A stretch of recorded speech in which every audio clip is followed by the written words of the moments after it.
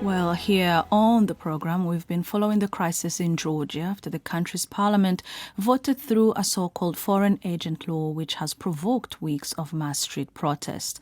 Under the bill, non-government organizations and independent media that receive more than 20% of their funding from foreign donors would have to register as organizations bearing the interests of a foreign power. Parallels have been drawn with an authoritarian bill which came into force in Russia in 2012 and which the Kremlin has since used to clamp down on dissidents. The bill still needs to be signed into law by the president, but President Salome Zurabishvili has said that she will veto it. I spoke to her earlier and asked how critical this moment was for Georgia.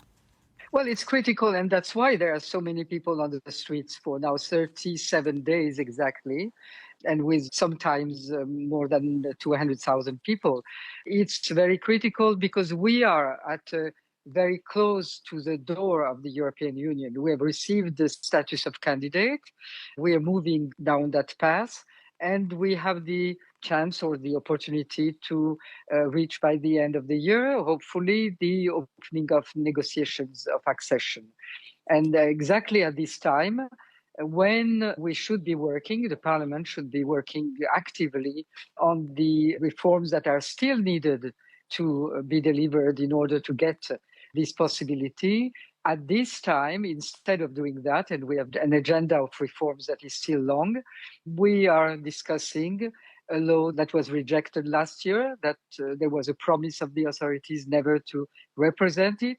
There is no argumentation of why it has been represented, except that it provokes polarization, and it's a form of provocation to a country that is waiting to progress on the path towards Europe, to present a law that is clearly understood by all our partners and by the society as an obstacle to Europe. Madam President, you have said that you will veto the bill.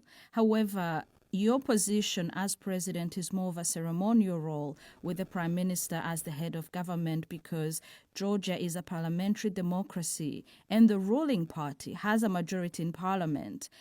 Is this a risk of back and forth with this bill? Why are you getting involved?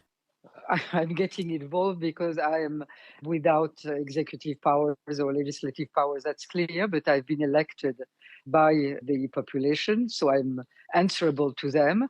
And their voice today, which I'm hearing, is that they do not want to risk with this bill to lose their European chance. So they know, and I know, that my veto is going to be overpassed because they have a majority. But that doesn't matter. Sometimes politics is about symbols, and it's about expressing clearly a position, and that's what I'm going to do. I'm siding with the part of the population, and that's a very vast majority that for years now has been saying that it wants a European future. And that is the declaration, in a way, the statement that I'm making with the veto. And then we'll go back to the next stage, which are the elections in October. And that's where really the future of the country will be decided, because we have to, in fact, abolish not only this law, but a number of other laws that are not less anti-European in essence and in substance. And that can be done only through elections, when the Georgian population will clearly say what future it wants, that it wants Europe, which I do not doubt. And then we can pick up on our European path where it was left and remove those artificial obstacles that were set by this whole range of laws that are not going according to the values of Europe or to the objectives of Europe. You said earlier when we were speaking that Georgia is very close to the door of the EU, and foreign ministers from across Europe were just in Georgia and they met with you in solidarity. The Lithuanian foreign minister said, and I'm quoting what he said, "This is a battle for democracy, freedom and European future." Is that how you see this too? Yes, that's what I'm saying, that we are at a critical moment, a moment that I'm sure will be overcome, but it will be overcome peacefully through the elections, when clearly the Georgian people will say what future they want for the country. And I have no doubt about what they want, because it's what Georgia has wanted since they as never maybe. The Georgian population knows that independence of this country is linked to its European future. There is no other future without Europe and without independence. Is Georgia's story the same as Ukraine's, as an No, attempt to break no. away from Russian influence?